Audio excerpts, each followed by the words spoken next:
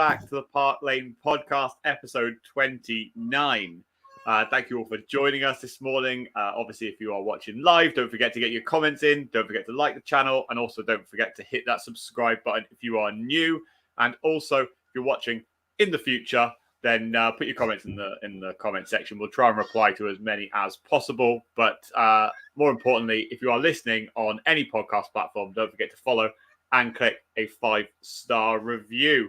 So let's introduce everybody we've got today, as there's no Winnie, but we have a replacement, an even better replacement, I might say, in Wes. Wes, one that turns up. Morning, gents. Nice to finally be able to come on. I know, Luke, you've tried to get me on a few times, but with work and stuff, it can be quite tricky. But yeah, rare morning off this morning. Had a lot of rain in Milton Keynes area, so no session for me this morning. So it means I am free and able to come on. I know, mate. It's getting a little bit desperate, isn't it? Like desperate guy on the search for a significant other. So anyway, I'm glad to have you on, mate. And Dave, you're back again, full fit, fighting, ready to go. How you doing, mate? I'm buzzing for this week's show, mate. I've got a lot to get off my chest. Other than that, I'm good. After Dave said that, we will put a little warning out there. If you obviously don't like bad language, then turn the volume down. If you do, turn the volume up, because I'm sure he's going to get banned from this. No, so anyway, let's get the formalities out of the way, right? Obviously, it is international break, but we will still be talking a lot about Spurs, and we'll continue talking about Spurs throughout the international break as well. But Wes, I want to come to you first after a week of stewing over. First of all, what happened in last week's game? 3-3 draw against Southampton, if anyone missed it. But also, without going too much into like the managerial appointments and things like that, because we will get onto that, kind of your thoughts on the aftermath of what Antonio Conte said. A lot of people have been saying that he was right in what he said, but obviously there is a lot of other parts to it as well. So first of all, let me know your thoughts, kind of reflecting on last weekend's game. I think game itself, not good enough, unacceptable to be 3-1 up in any game, regardless of who you're playing against. With that amount of time to go, should be getting that job done, should be seeing it out, getting the result over the line. I didn't watch the game. I sort of caught the highlights on Match of the Day, and it was quite interesting to see their analysis of it. And it was like, obviously, when we went 3-1 up, we just sort of reverted back into shape and just was stuck in this 5-4-1, which was really, really strange, because Southampton are there for the taking. It was a good opportunity for us to get our goal difference up. It could have easily been a 4-5-1 kind of game, really. But, for one reason or another, we decided to sit back and, invite pressure onto us. And, ultimately it cost us at the end of the day. In terms of what Conte has said afterwards, I don't think any Spurs fan, as a fan, you disagree, because I think he's bang on in every single aspect of what he said. Perhaps the way he's gone about it is perhaps what has rubbed people up the wrong way.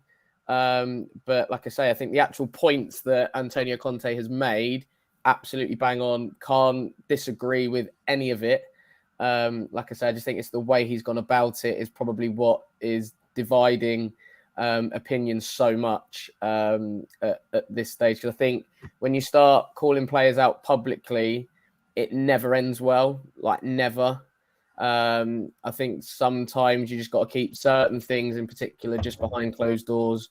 And listen, if you want to, rant about the mentality of the club and, things like that, then yeah, okay. But I think this is where Mourinho is a little bit different, because I think Mourinho is a bit more clever and a bit more calculated in the way he does it. Whereas Conte was just, it was like a volcano that exploded and erupted, and he just kind of went, do you know what, I'm just going to go for it. And I think the only people he didn't criticise pretty much was the kitchen staff. So yeah, I think that's kind of my take on it. Yeah, I'll come to you in a second, Dave, but I'll kind of get my thoughts out of the way so we can give you a full, clear path to, whatever kind of route you want to go down. But you're slightly right, Wes, in the last bit you said, where the only people he didn't criticise were the kitchen staff. The only other person he didn't criticise was himself. And that's the bit that's rubbed me up the wrong way, because you mentioned about the Southampton game, and you mentioned, about how when we went 3-1 up, we reverted back to, 5-4-1. That was done by the manager. That wasn't done by the players. Didn't think, oh, we're 3-1 up, we'll sit back. I don't believe. That was done as a tactical choice to be able to sit back and win the game. But then there was also a point where I think there was a drinks break. Something had happened, and you see Conte. I think he's absolutely hammering Clement Longley, where he's literally just going to him like, "Wake up, wake up." So I don't. If he has decided like, right, we get to a certain point in the game, we revert back to 5-4-1. Okay, because you feel like the game should be done at that point, but there's still that responsibility then, I think, on the pitch, where if players then, lose concentration or anything like that, then I think that's probably what's happened. And that's why you see Conte absolutely, I think, like I say, I think it was Clement Longley. He's absolutely hammering him on the sideline, like basically saying like, wake up, like sort it out. And there's enough on that pitch there. There's enough experience out there to get that done, I think. Yeah, and I do agree to a certain extent, but you don't have to be a rocket scientist to understand his mentality in a game of football. Unless I'm completely wrong here, his mentality is to get ahead in a game and then see the game out. There's no need to score 6, 7, 8, 9 goals that you would see potentially from, I don't know, I'll just pull out Klopp and Guardiola, for example. Klopp is, I suppose, a little bit more ruthless if we look at him against, likes of United, for example. He just wants to keep going and going and going. And I think that he has to be sensible in realizing that, and this is where I'm not going to shy away from the players, that the players that we have he's had long enough to realize they're not capable of doing that. So, why still do it? And maybe I'm wrong, and maybe the player did decide, we'll see this game out. But I'm not buying it. But I don't want to take it away from Southampton either, because I believe, if we're going to be kind of unbiased to a certain degree, I think that they made some very good substitutions in that game, and they brought on some fresh players, some new signings as well, that came on and really did cause us some issues. But what Antonio Conte had to say, as you say, Wes, was not wrong. I don't disagree with it, but everybody knows that is employed that as soon as you start slating your employers, that's where it starts to go downhill. And especially with our owners, that's never going to go well for them. So I wouldn't be surprised, I won't be surprised, and I won't be upset as soon as Antonio Conte is sacked. I don't believe he comes back from Italy. Who knows? I might be wrong. I've been wrong before. But I think that was kind of a last straw for a lot of people. And, we will see what happens. But, Dave, here is your time. Talk to me. Start off with, you did our post-match review after the game, and I absolutely loved it because it was classic Dave. You didn't hold back, but it was articulated extremely well. So talk to me, start off with about the game. Well, good morning, first and foremost. I want to apologise for any colourful language I may use during this show. StreamYard, please don't ban me again. I don't need to be banned again. But what can I say? This football club is full of a bunch of bottle jobs. It's full of a bunch of hangers-on that aren't good enough to play for a top six team, let alone a top 4 team, or a team that's got ambitions of winning trophies. People can dig out the manager as much as they want, and Conte has been at fault for a lot this season, and he's made a lot of mistakes in terms of his, tactics, his, in-game decisions, etc., etc. But what you can't deny is he is surrounded by a bunch of incompetent idiots at that football club. There is players that, so if we start from the top, from the board, spending money does not equate to backing a manager. It's that simple. They can spend 400 million. It doesn't equate to backing your manager. It doesn't equate to giving him exactly what he needs. Any sane person, we've said it on this show numerous times, can see what we have needed for a long time. It's a left-sided centre-back. It's an attacking midfielder. So we're going out and we're buying all these players. Yeah, great. You know, they may be good for the future, which is standard Tottenham. We're going to go and buy players for the future. Fuck the future. What about the now? The reality of it is last season we pipped Arsenal to 4th place and got into the Champions League. They reset in the summer. They're now top of the league and they're probably going to win the league. We're going to have struggled to get 4th. It's literally that simple. It's typical Tottenham. And you look at the history of Tottenham. I sound like Chiellini now, but you look at the history of Tottenham, right? It's always been the same. We get to a certain point and we panic and we bottle it. We brought Antonio Conte in. Levy would have known what he needs, what he requires as a manager to get the results and the trophies that he needs. Now, he came out after the game and let rip. Now, after the game finished, I was fuming. I was like, his game, in-game tactics have cost us a game. The players are shit. They're all a bunch of bottle jobs. They can't hold out a lead. It's terrible. It's literally like, you know, it's like someone opened the dam. And that's what always like. We have conceded so many goals this season. Eric Dyer, although he has played better, is a defensive midfielder / right back / centre back who's only playing centre back because we can't get him anywhere else in the team. We've got players like Davinson Sanchez, who has been at this club that we bought for £42 million that looks like drunk Bambi when he plays football. So, you know, and then obviously Conte comes out after the game and he's probably fuming. But after the game, I was like, get rid of him. His tactics are shit, etc. But then after the game, I was like, fair play. You know what? Someone's got the balls to sit there and call out this bunch of bottle job players who haven't delivered us a trophy in our, well, I'd say our best period over the last 8 years, 9 years. A lot of those players are still there from when Poch began. So I've got to say that although Conte's time is up, we're going to be stuck on this merry-go-round for a long time. We're going to be stuck on this rinse and repeat cycle. We could get Pep Guardiola with Sir Alex Ferguson as assistant, Carlo Ancelotti as his first team coach, and we do the same thing. Because with this club, 4th place is enough. European football is enough. We are not a football club. We are an entertainment club. I am pig sick of it. I'm pig sick of the owners, pig sick of these players picking up hundreds of thousands of pounds a month, or working class people who work hard to buy the most expensive tickets in the country to go to a soulless bowl, have to sit there and watch this dross every single week. That isn't going to change until, one, the culture changes at the club.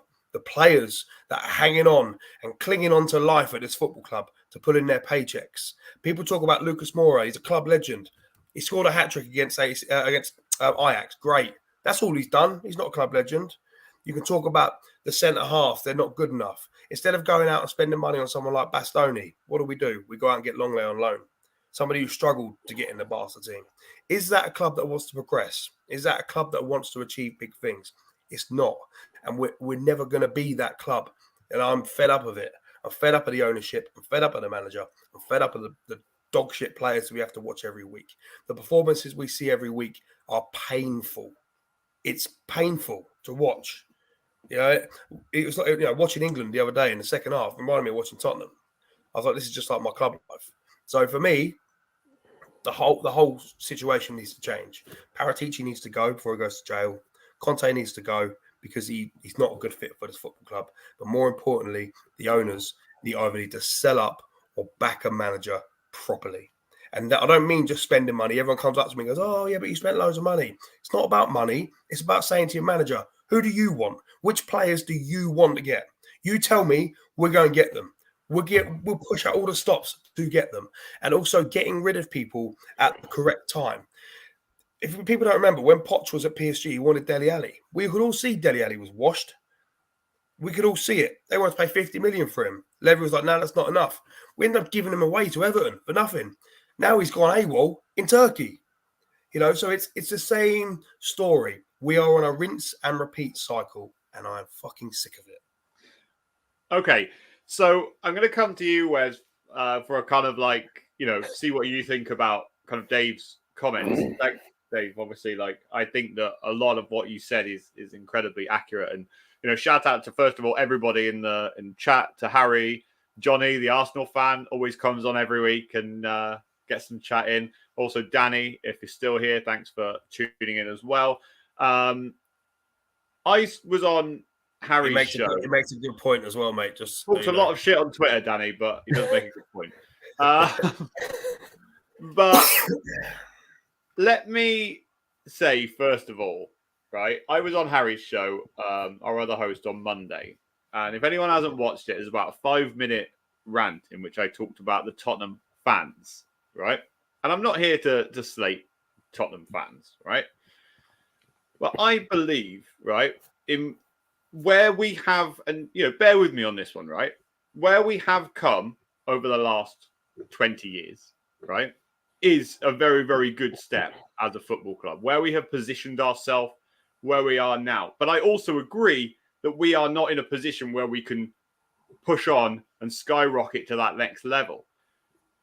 I accuse a lot of fans of being unrealistic in terms of what it takes to project yourself from, a 9th, 10th position to a 4th, 5th position, right? Every year.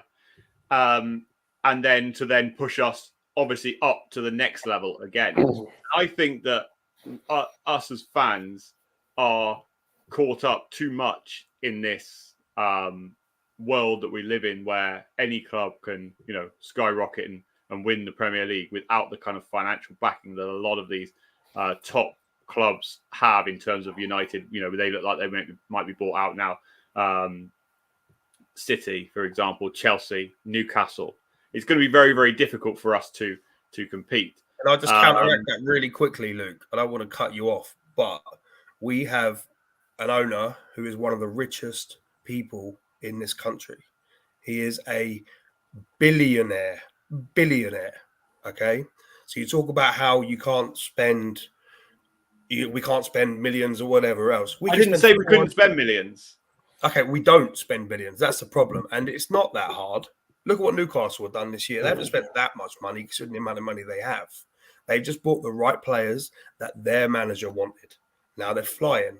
The likes of Trippier, who a few seasons ago Spurs were saying is washed, he's done. Now look at him. So the reality of it is we have one of the richest owners in the world, but they don't spend their own money. They spend what the club makes, because to them, this is a business, not a football team. Anyway, I'll let you carry on. But and I'll sorry, well, I will come to you in a minute. Fine.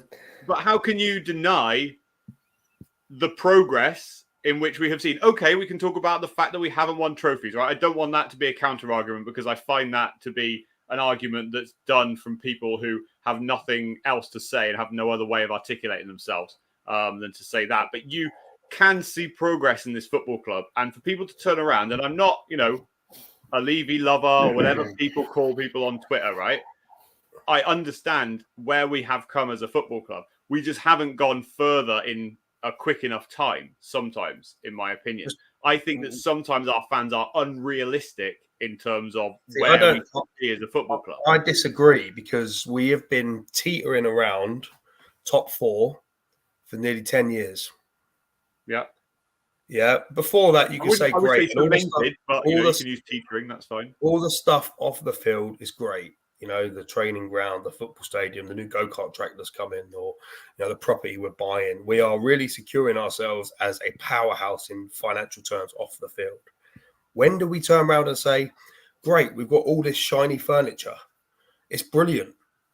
But where did we finish for the 10 years before Enoch came in? No, but that's what I mean. But it's what I mean. You're talking about progression. The progression has stopped flat, dead. 2019, we were in the Champions League final. 2018, we were challenging for the league title. Now we're going to struggle to get 4th. So if anything, over the last couple of seasons, we've regressed. We haven't progressed. We haven't stayed still. We've regressed. We have not had a manager that has completed a full season at its football club since Mauricio Pochettino. That is shocking. Shocking. So I understand what you're saying, how far we have come. And yeah, you know what? As a club, we have come very, very far in terms of how far when we were before Enoch and Levy in 2001 or whatever else. Yeah, we have. But the reality of it is, when we should have pushed on and cemented ourselves as title challengers, and to be put ourselves in a position where we are constantly competing for trophies and competing for league titles, whether we win them or not is a different thing. We haven't done that. we've regressed so much that we have allowed other teams to build a bigger gap between us and them, and we've allowed other teams to catch up who shouldn't be anywhere near us. That's how I view it. Yeah. No, and I respect that definitely, Dave. But Wes, what do you think about that whole chat?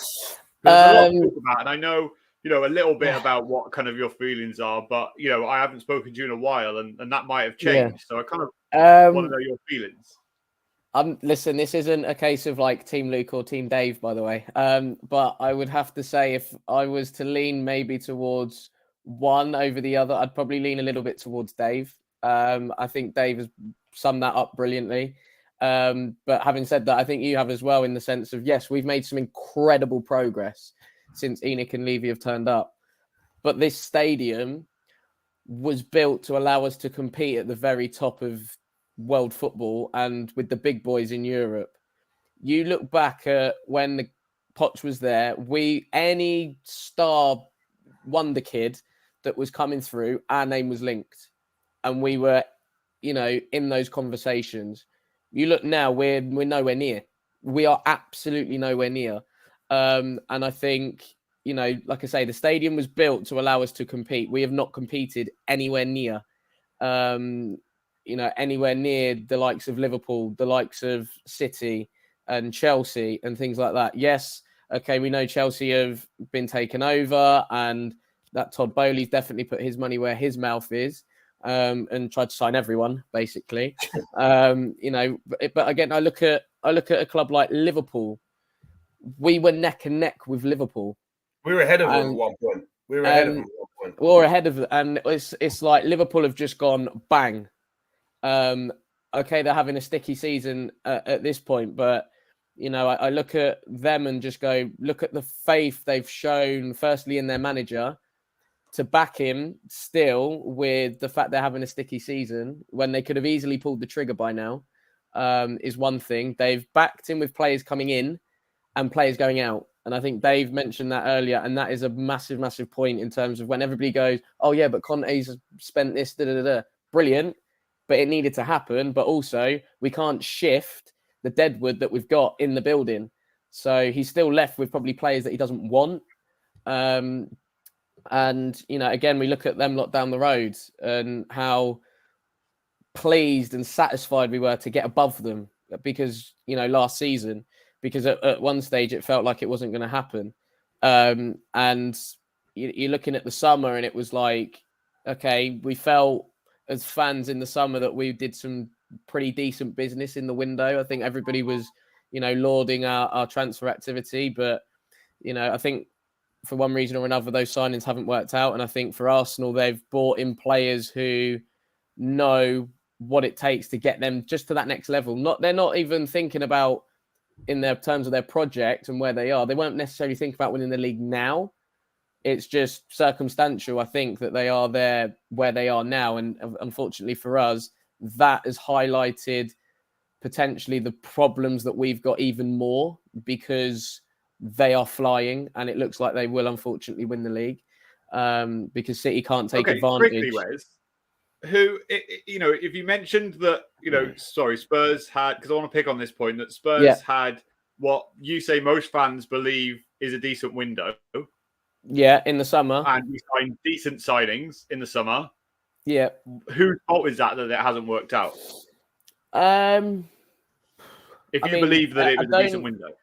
I don't. Listen, sometimes you buy a player and you think, brilliant, they're gonna be the one that fits. I think we all think that we all thought that in particular with Ryan Sessegnon. We thought, brilliant, young, up and coming English prospect. He's going to be brilliant for us.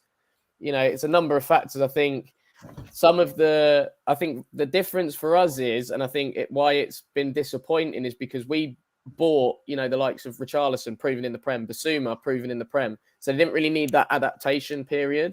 In terms of settling in, but yeah, there could be a number of factors. They might just be struggling to settle in London. You get that sometimes. You get the fact the family might not be settling in the area. There's loads and loads of different factors, I think, off the pitch that might lead to stuff going on the pitch. But I think the biggest thing for us is our recruitment has been absolutely atrocious on the whole. I think you can look at probably since Poch has left, you're looking at what Romero is a really, really good signing. I think the other ones is there's just so much like up for debate. And I think again, Dave made a really, really good point in that we're not ruthless enough in the transfer market to just get rid. When we have done it, it's been a bit like, well, it was Serge Aurier and Matt Doherty who probably outstayed their welcome anyway. And it came as a surprise to everybody because we're not like that. You know, Levy would rather get 5 million quid for a player than tear up his contract. Yeah. I mean, Matt Doherty was a mistake, though, wasn't it?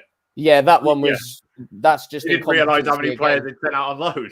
But that's incompetency then from the recruitment department. Like you need to know exactly what is going on in that kind of area. And I think our recruitment has just been absolutely shocking over a number of years. And I think we finally got found out really because now you look at defensively, haven't got many options at all.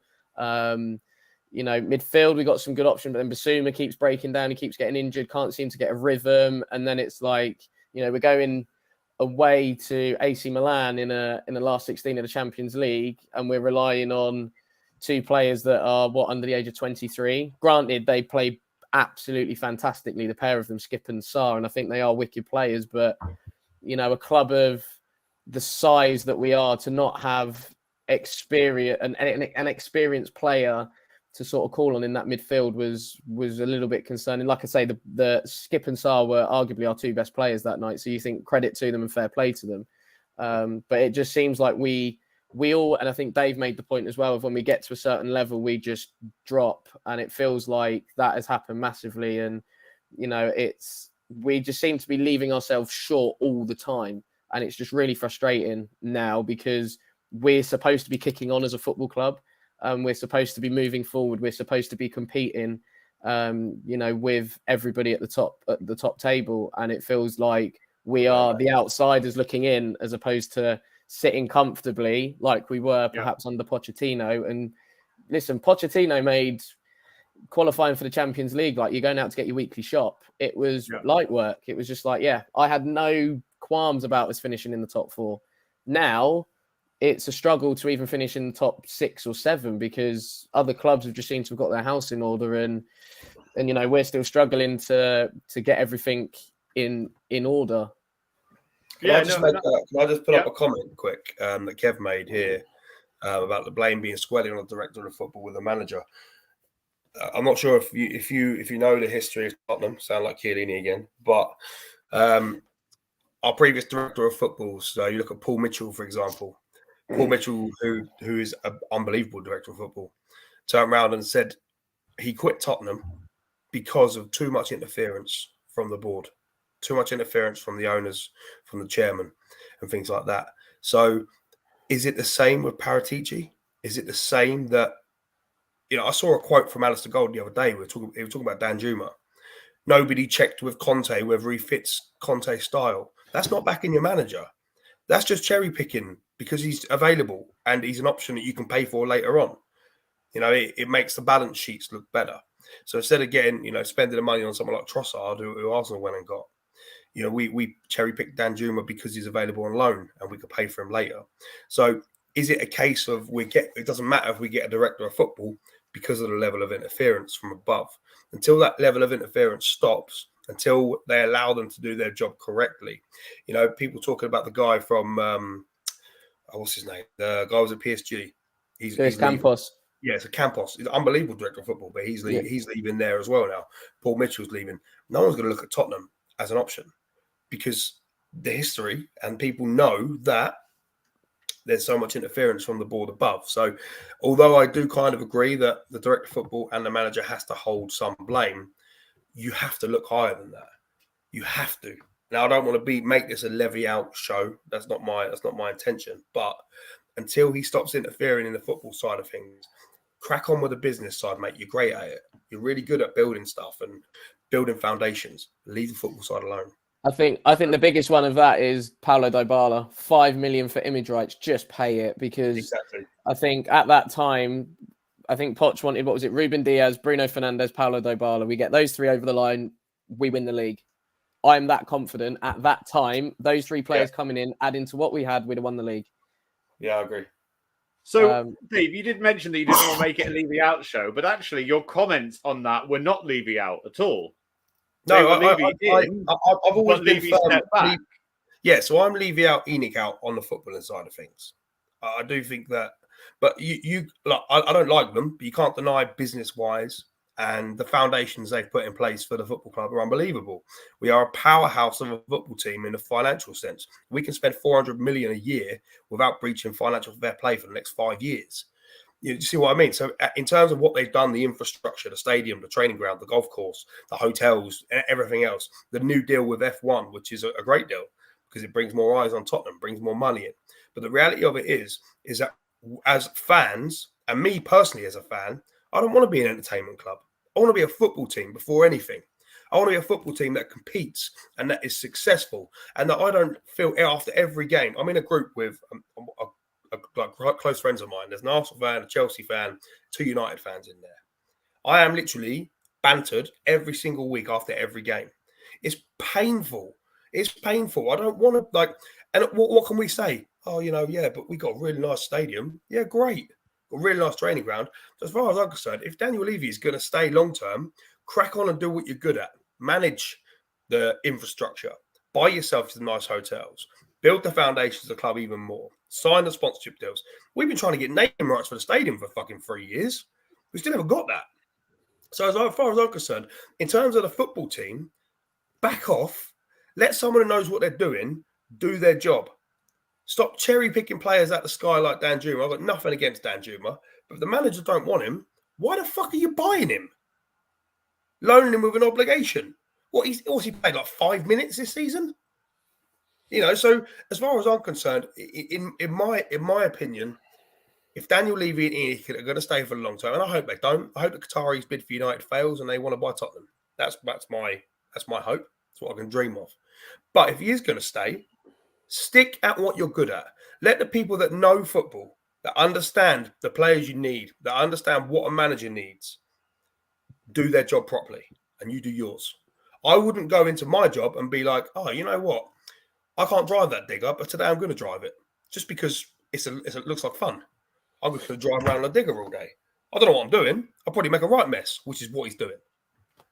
No, and I find that really interesting, Dave, because there is always this whole ENIC in, ENIC out, Levy in, Levy out, but there's never allowed to be this middle ground which you're discussing, which I completely and utterly agree with. The reason why, very quickly, Luke, just to answer your point, is because Daniel Levy won't allow it. That's why. That's why it's Levy out, Levy in. Because he won't allow himself to get his grubby mitts off the football team.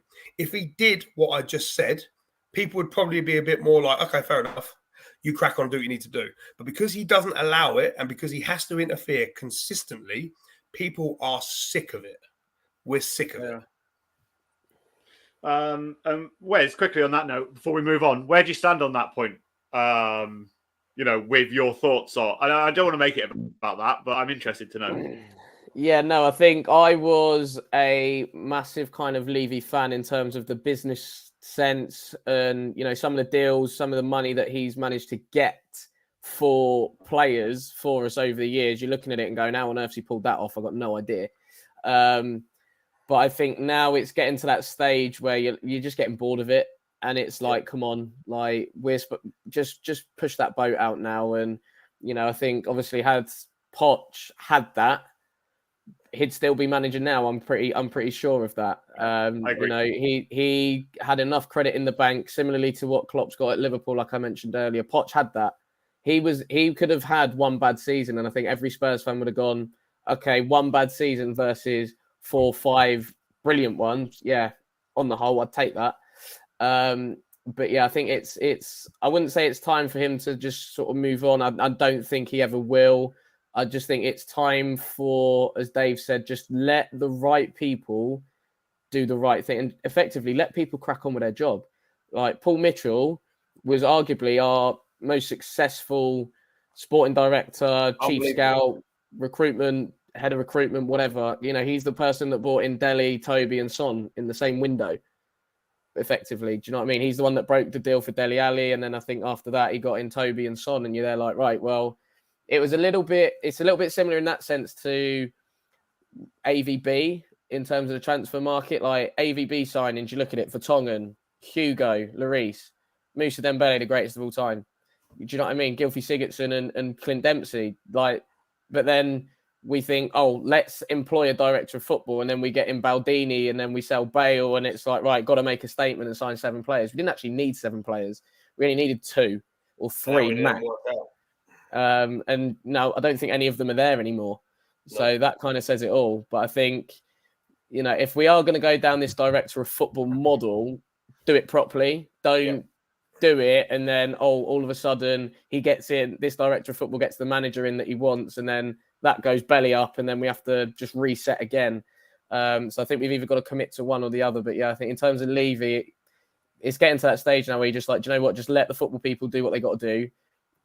If they need anything from you, they will come to you, kind of thing. It's a bit like the head teacher at your school when you work there. Like if you work at a school, you know, if you need him or her, you'll go and see them about something. Other than that, they're running the school, and you know, class teachers are doing their bit, the PE team are doing their bit, all of that kind of stuff. It just feels like he wants to have the final say on absolutely everything. And it's almost like, you know, with Skriniar and Bastoni, 2 defenders that we were linked with, can't get them over the line. Why? Because Levy can't do it. Which is a little bit of why and how I'm a little bit fearful of potentially Poch coming back, because I don't want him to get let down again. Yeah. No, I get that. And we will move on to the managerial merry-go-round that begins again, or will begin shortly at Spurs. But I want to just move away from this quickly, because we have got a few people in the comments that support various teams. And I think that this is a good time and a good point to talk about Harry Kane. You know, we do spend a lot of time talking about Harry Kane, but for every reason why, because he's an absolutely phenomenal footballer. But the reason why I'm interested now is because I'm interested. So if you are in the comments and you are talking away, I want to know your serious thoughts about Harry Kane for England, because obviously when was it? Tuesday night, I think it was. Thursday. Thursday, was it Thursday? It was. Bloody hell. The week's just going, isn't it? On Thursday night, he became the all-time England goal scorer. So not only the all-time Spurs goal scorer, but now the all-time England goal scorer. And one of the things I wanted to discuss with you all, and I'll come to Dave first, is that I was hearing on Talk Sport last night. I don't know if you've already heard this, Dave. Actually, I listened to this. Maybe that they were talking about Wayne Rooney scoring 13% of his goals were penalties, and 30-something% of Harry Kane's goals were penalties, and does that discredit Harry Kane's record? So I'm not going to try and make this a joke, but I just want to know everyone's thoughts on this. So Dave, you know, what an achievement it is for that man, and it just shows you with the passion, you know, that he showed when he scored that goal, how important that is to him. Yeah, it's an unbelievable achievement, and and as a club, we've let him down. Let's be honest. As a football club, we've let Harry Kane down. He is probably the greatest striker our club has ever seen. What he is by the numbers is proven.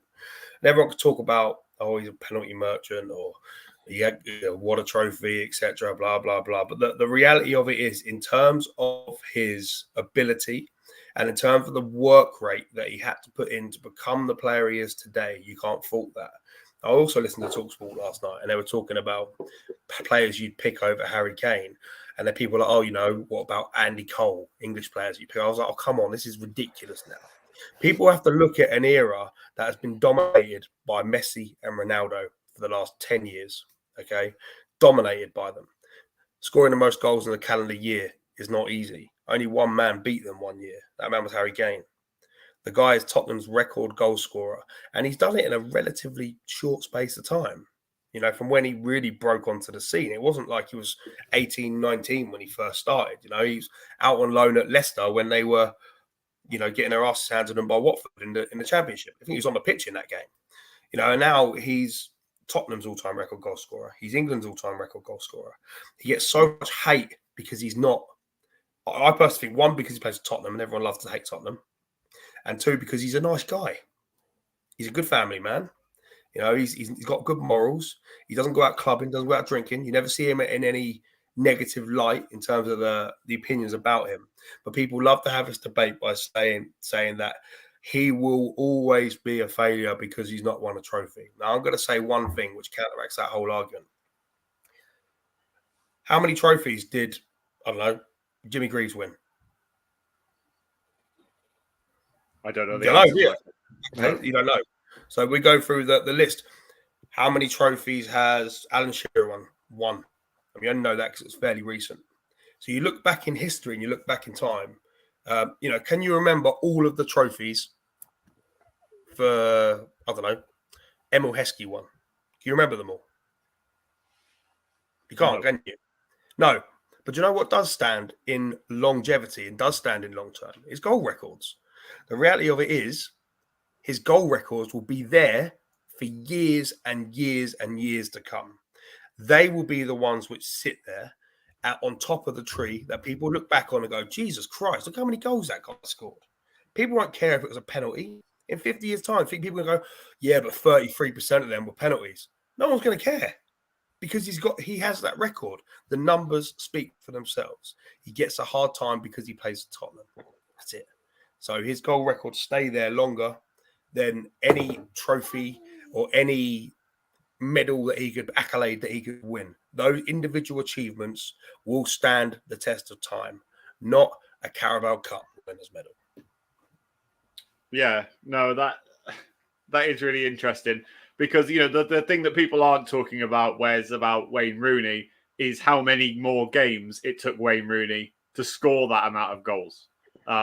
And Harry Kane still has a long time as England player, in my opinion, to, you know, not only surpass that by a couple of goals, but surpass that by a lot of goals. But give us your thoughts on Harry Kane's achievement, because it's unbelievable, isn't it? Yeah, no. Firstly, congratulations to him. You could kind of see what it meant to him after he put that ball in the back of the net. And hearing him speak afterwards, he was just beaming with pride. To be the record goal scorer of your country and to do it relatively quickly as well. I think he's done it in 80 caps or something like that. Phenomenal goal rate, absolutely phenomenal. Who cares if he's scoring penalties? Can you just comment on that? On this, what was it? Kane will always have the question over him. His legacy is a quiz question. I physically cannot speak reading that comment. Do you think? Do you think that Harry Kane has underachieved, as Kev has asked? What, him personally? No. Yeah, that's what that question states. No, definitely. How can you say that that somebody who is the record goal scorer for their country and their club underachieved? I know why he said it, because obviously the whole trophy thing. But him personally, absolutely not. It was only 2 seasons ago, top goal scorer, top assist, or top playmaker in the Premier League. No one's ever done that. I think the last season at White Hart Lane, he needed like a hatful of goals to win the Golden Boot, and then decides to go and just be Harry Kane and go and do it, and shut down 3 stadiums in a week. It was ridiculous, and he is so much more as well than a wonderful footballer. As Dave said, he's a fantastic person, and does a lot for children and people away from football. I think the only thing is that other people will say he's underachieved because he hasn't won anything.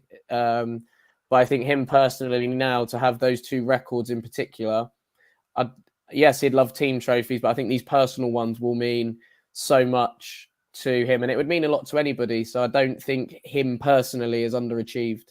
They stand the test of time, don't they? That's how it is. Yeah, of course. I mean, years to come. Yeah, like you say, Dave, it's one of everybody remembers Alan Shearer for being a Premier League record goal scorer. They don't remember him for winning the league at Blackburn. Jimmy Traore won a Champions League. I mean, Eric Djemba also won the Premier League, so and so is John O'Shea. So it's one of those. Yes, I think every single Spurs fan And those that are fans of other teams that actually quite like Harry Kane would love him to pick something up in terms of whether that's an FA Cup, a Carabao Cup, a Premier League, Champions League. Obviously, we were close with both of those last two. And yeah, he's probably looking at it, going direction of the club. Where's that going to lead me to? Is it going to lead me to winning those things? But listen, I think at the minute, Kane's probably in a better position to win a trophy with his country than he is with his club. Right, let's move on from Harry Kane because the time is running out and we need to talk about... Oh, we can overrun, mate. We got a lot to get through. The managerial merry-go-round. So on Monday night, I think it was Matt Law that announced that Spurs were going to be getting rid of Antonio Conte by the end of the week. Well, the end of the week is pretty much come and gone in terms of the working week. And Antonio Conte is still technically the Spurs manager. He might not be there. He might not be taking training, but he is still employed as the Tottenham Hotspur manager. I want to kind of do a dual question to both of you, and we'll come back to you, Wes, to start with. A, do you think it's right to relieve Antonio Conte of his duties? And B, who do you personally want as the next Spurs manager? Do I think it's right for Conte to go? Yes, because everything is too toxic at the minute, and it's a shame. I think, I'm personally gutted because when he walked in the door, he's got this presence, this aura, and you see him on the touchline, and it's almost like, how would you not want to play for him? But that's just me seeing it from a fan point of view. I don't work with him every day. I don't know how intense he is. I don't know how he, communicates with people, whether he just rubs them up the wrong way with his personality. But you look at him and you just think, how would you not want to play for him? Like, how would you not want to run through a brick wall for him? But it's just unfortunate how it's just not worked out. I think what he did last season in terms of galvanizing the whole football club was fantastic.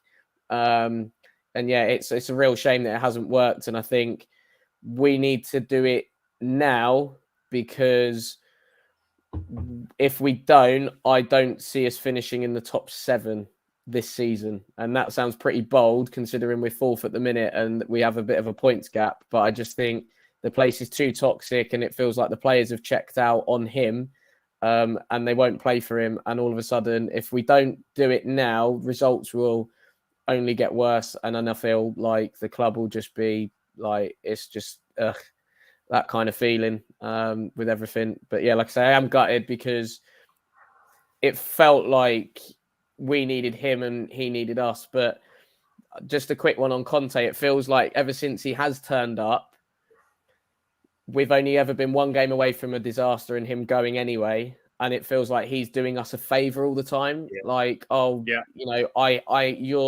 your last hope. You need me to do this for you as a favor. And it shouldn't be like that at any football club. Like a God complex type thing. Yeah, well, it's almost like I'm doing you a favor by being here. Like, I've just come off the back of winning a league with Inter Milan. I didn't really need this job, but I've taken it because my mate is in desperate help. Paratici, he was like begging me to come and take the job. But yeah, like I say, I am a bit gutted because obviously the way we finished last season was brilliant. But I think as a football club, we've been caught out too many times trying to chase our tail and trying to realise that the grass is greener when actually it hasn't. And I think that point from Kev there sort of sums it up a little bit, a little bit short term and things like that. In terms of who I want, I've been absolutely battered for it. Was Brendan Rodgers. I think you two know that I've been a fan of Brendan for a little bit of time. I think plays football in the way that us as fans want, would develop the players that we already have and make them better, would also bring through some young players. You look at the likes of Luke Thomas, Keenan Dewsbury-Hall, who was excellent against us, by the way, a few weeks ago, given Harvey Barnes a real stint in the Premier League. Recruitment-wise, obviously bought Fofana in for next to nothing, sold him for 80 million or 85 million, however much it was.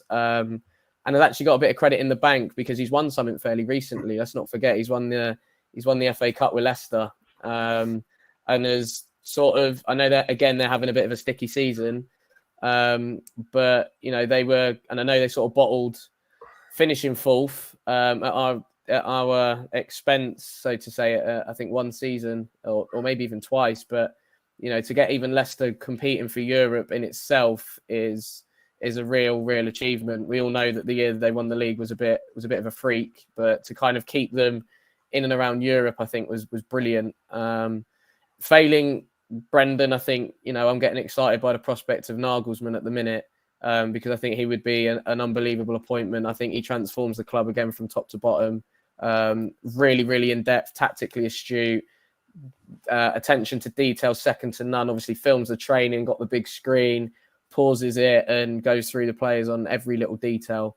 So those are my two, I would say, that I would want in, because I think both of them share similar values. And I think what we need is somebody to build the football club again, like Pochettino did. I think obviously Conte and Mourinho in particular, Nuno weren't there long enough, but those two have tried to build teams, whereas, you know, I think the others would build a football club from and get it from top to bottom. Yeah, I'll move on to you in a second, Dave. I'll kind of just give my quick thoughts because, you know, ever since I think it was all the way back, we're talking November, I claim, that I was said for a very long time. Now, this is before, obviously, what happened this week. What happened this week has blown it completely, like, out of the water. But I have been adamant for months and months and months and months. And it's not my, like, ideal. You know, I still have my reserves on it, but I've been adamant that Conte was never going to sign a new deal, that he was always going to leave in the summer anyway, and we were always going to go back and get Mauricio Pochettino. That's just, you know, the way I believe that it has gone. Now, Julian Nagelsmann being sacked crazily by Bayern Munich, I still don't even understand, but that's not for us to discuss. That blows it completely out of the water, because I think that this is somebody who we have looked at before, classic Tottenham, that, you know, we have, and Daniel Levy has a very large interest in as a manager. And I think that, you know, realistically, he's probably the only choice that I would like. The fears for me is that A, he will want some time away from management, which is fair enough. You know, why not? Everybody, you know, can understand that he's just been sacked. Why not have a few months off? Probably got a nice paycheck, and he would probably come in the summer. The worry for me as a Spurs fan, and looking at this as a football club and how Tottenham do business, is that we would need to sign him now to come in the summer. If you wait more than a week, 2 weeks for this, what will happen is that other clubs will start sniffing around, having conversations, and they will act quickly. You know, let's use Chelsea as the example, right? If they decide he's the one they want now, they will have no problems with sacking Potter. I'm moving on, right? If Real Madrid decide, or Ancelotti decides he wants to become the next Brazil boss, which is what I've heard this week, then they will have no qualms in signing him and saying, come in the summer. So Spurs need to act fast, and they need to act now. But the way that this has gone with Antonio Conte this week, and he's still not been sacked, it really does worry me. So Dave, give me your thoughts on A, Conte going, and B, who you want in. Well, I think people have to remember Conte is still there right now.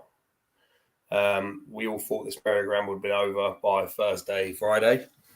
He's still there. He's still our manager right now. So, yeah, I do think he'll go. I don't want Brendan Rodgers. Wes, I love you, but Brendan Rodgers is not the one for me, mate. In terms of managers that we want, I think Nagelsmann is that guy. I think we should throw the kitchen sink at getting him. I think he is Pochettino, but better. I don't like the other links. Kev mentioned Luis Enrique. Don't like Luis Enrique simply because he had an unbelievable Barcelona team that I could probably have managed and won something with. I think that the only way I would accept Ryan Mason till the end of the season is with the guarantee that we get Nagelsmann at the end of the season. So we say to Nagelsmann, look, have a bit of time off, go over your family. relax on a beach, then come in fresh in pre-season. Then I'll probably be happy with say, all right, Mason, take it to the end of the season. But all of this doesn't matter. No, the manager we get doesn't matter if we don't get in a director of football who he can work with his style. So Paratici is a very defensive-minded director of football. He likes defensive football, the old Italian style. Hence why I wanted Nuno. Hence why I wanted Conte. Hence why Fonseca didn't get the job because he was too attacking. Hence why I wanted Gattuso. So someone like Paratici and Nagelsmann wouldn't work at all. If you're going to go around the director of football route, you have to get somebody that can work with him by finding young players, by building the team that he wants. But again, as much as I love Nagelsmann, I remember saying to you, Luke, when we signed Antonio Conte, this was Daniel Levy's Hail Mary. Do you remember? Yeah. This is his last throw of the dice before fans really start. Now, Conte kind of killed that himself by his outbursts, by people then turning on him a little bit. If he hadn't done that and had just cut left and gone, you know what, it doesn't work because of the owners, people really would have turned. So the way I look at it is, if you can't get Nagelsmann, you go for someone else like Marcelo Gallardo. I don't think the Pochettino relationship is a fix. People forget how bad it was at the end. Yeah, he did a lot of amazing things, but we didn't win an away game for a year. So people forget how badly that ended. What guarantees have we got that he comes back in and Daniel Levy turns around and goes, well, I know what I got with Poch. I know what I can do. I can go 3 windows. I think that the only way that would happen is that the only way he would come back is with that understanding. That's the only way that it would, anybody with any sense. That? And would you trust that if Daniel Levy said, oh, we'll back you? Would you, as a manager who has managed this club and worked under him before, turn around and go, I've heard this all before. I've heard this all before. So for me, I don't think the Pochettino thing happens. I generally think Poch goes to Madrid at the end of the year. I think that's where he ends up. I don't think Nagelsmann will end up at Madrid simply because of the stuff coming out of the Bayern hierarchy is a bit immature, etc., and whatever else. Because he is still young. Turning up, they don't like the fact he turned up to training on a skateboard. What the fuck? But for me, you throw the kitchen sink at Nagelsmann. If he doesn't want to come now, you sign him to come in the summer. If he doesn't want to come in the summer, you then move to somebody else who plays progressive attacking football, like Gallardo, for example, someone along that mold. But until you get rid of the director of football and you change that hierarchy above to somebody that's going to suit that style of play, it wouldn't matter if we got Pep himself. Okay, interesting. So, okay, do you know what? I'll give you one word answers, and it's not, and I don't want to hear who you want as the Spurs manager, and we'll come straight to Dave. It's who you think will be the Spurs manager. And a caveat to that is, when do you believe that Antonio Conte will be sacked? Permanent manager, we say. Yeah, permanent manager. And when do you believe that Antonio Conte will be relieved of his duties? So, Dave, come to you. I think we'll end up with Thomas Frank from Brentford. That's generally where I believe we'll look. Somebody who is a young manager who's coming through and whatever else, because he is as good a manager is, he is the cheaper option. And that's how Levy and Enoch work, the cheaper options. He won't cost as much, and they'll be able to control and mold him as they want. Someone like Nagelsmann comes with a bit of, he's not scared to say how he feels. And I don't think Tottenham really want that as in another manager. I think Conte will have gone by Tuesday, personally. Okay. Wes? I've just got this feeling the gaffer's coming home. I really do. I think Poch is gonna end up back at Tottenham. And listen, I think every Spurs fan somewhere in their heart would have him back because of the amazing stuff he did. I get that Dave's point of, it didn't end well. Numerous reasons for that, as we all know. But yeah, I still think there's something in this Poch coming home. I don't think we're going to get Thomas Frank because he's not long signed a new contract, so that compo is going to be fairly hefty. Not as hefty as Potter's was. Going to Chelsea, mind. But yeah, pretty hefty. When do I see Conte go in? Wednesday. Okay. Yeah. Do you know what, Wes? I did not expect that, actually, from who you think will be the Spurs manager. And, you know, I've been adamant about Poch for a long time, you know, and when I saw Nagelsmann was relieved of his duties, you know, I tweeted that, you know, we should do everything to get him to Spurs. But I don't like to be proven wrong. And I don't like to I don't like it when anyone that goes back on what they say, and I have been adamant since November that Pochettino comes back to Spurs, and I'm not backing down. I also think that Pochettino comes back to Spurs. You know, I personally agree with everything that everyone said. The only reason I think that this is the way it is to do with his social media presence. There has been a lot of things on there for a long time. You know, his golf days in Spurs tops with ex-Spurs players, his Instagram pictures of him walking around London, you know, which were the opposite of what Antonio Conte was posting whenever he was in Italy. You know, it's little things like that I just think that, you know, he loves, from what I can see, living in London. I don't see him going to Madrid or somewhere like that.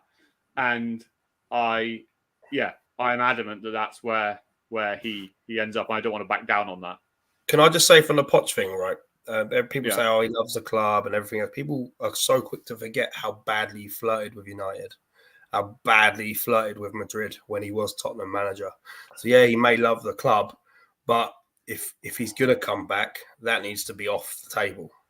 That needs to be a case of, look, you come back, you're here for a long-term project. You're here for another 5 years, 6 years, whatever it may be, because of constant flirting with other clubs. And I get why he does it, because he'll go to them clubs and he'll be backed. But I can't see it happening. I can't see Poch coming back. I wouldn't mind if he came back. I wouldn't be against it. But for me, you throw the kitchen sink at probably the best young manager out there, which is Nagelsmann. Yeah. You know, I don't disagree. I don't disagree about Nagelsmann. But, you know, that's why I wanted to ask who you think Spurs get. Okay, and when do I think Conte gets sacked? I don't think he gets sacked for another week. I'm going to say next Friday. I think that this is a classic Spurs that they just fuck about. Yeah, he knows he's getting sacked. That's why he's just, you know, chilling in Italy. You know, he doesn't care when he gets sacked. In my opinion, he knows he's getting paid. He knows that this was coming. I believe his comments were all driven towards that. He's had enough. He wants to go. But, you know, only time will tell, I suppose. And we will have, obviously, more updates on it as we come along. But, Wes, I want to thank you very, very much for coming on. So can you tell everyone how they can find you and how they can also potentially buy one of those nice tops, which I might have to get from you? Cheers, thanks. On Twitter at Wezo10, as I famously say, the unofficial Moussa Dembele fan account, because he's the greatest of all time. Don't really tweet too much these days. I try and stay relatively calm because I think if I get involved in all that, I'll end up losing my head. But yeah, anyway, on Twitter at Wezo10. End up like me, Wes. Yeah, I don't want to get banned like Dave, to be fair. And then I'm on Instagram as well at Wezo32. Just kind of following Spurs mainly up and down the country. So when I hear Dave saying, it was pretty rough, we didn't win an away game for a year under Poch. I know, Dave, I went to most of them, so cheers for that, mate. Like I say, on Instagram at Wezo32, mainly following Spurs up and down the country as often as I can. Run my own football coaching business in Milton Keynes. Working with young boys and girls, trying to develop them and help them get better. So it's Kickoff Football Academy or at Kofa MK on Facebook, Instagram, YouTube and TikTok. And then I've also got my very own podcast, which I'm sure I'll get you two on at some point later on. And it's WM32 Football Podcast on YouTube for that as well. Perfect, mate. Thank you very much for coming on. And, you know, and everybody, make sure you go and check out Wes's YouTube channel. New videos every Sunday at the moment, as far as I'm aware. Yeah. And, you know, you talk to different football fans, as you say, from different clubs and get their experiences of attending games, their experiences of, you know, what they have enjoyed and, the highs, the lows of supporting different clubs around the country. And so it is really insightful. So make sure you go and check that out. Dave, how can everyone find you? I'm sure they know by now. But I think everyone knows I'm right here. Park Lane Pod, Dave. If you enjoy somebody who is passionate and can be a little bit OTT, I like to think I've toned it down a litle bit, actually. You do, yeah. You've matured. Try to be more balanced in my opinions, but I'm always up for a Twitter debate. So if you disagree with any opinions I say, just tweet me. I'm sure we can have a back and forth for an afternoon. I quite enjoy it. I'll be here every Saturday. And thank you all for tuning in. Yeah, no problem. I think it was potentially that you nearly died, Dave. That more likely, yeah. Probably gave you a newfound respect on life. All joking aside, I'm glad you're back and I'm glad you're well. And thanks to everyone that's joined in, all the comments, we really appreciate it. Make sure you're back every Saturday morning, 11 a.m. Check out Park Lane Podcast. You can find us on all podcast platforms. You can watch the videos on YouTube at Park Lane Podcast and on Twitter and TikTok at Park Lane Pod. So once again, thank you all very, very much for joining in. We'll see you next week, 11 a.m. where we may have an update. Johnny. I hope they do.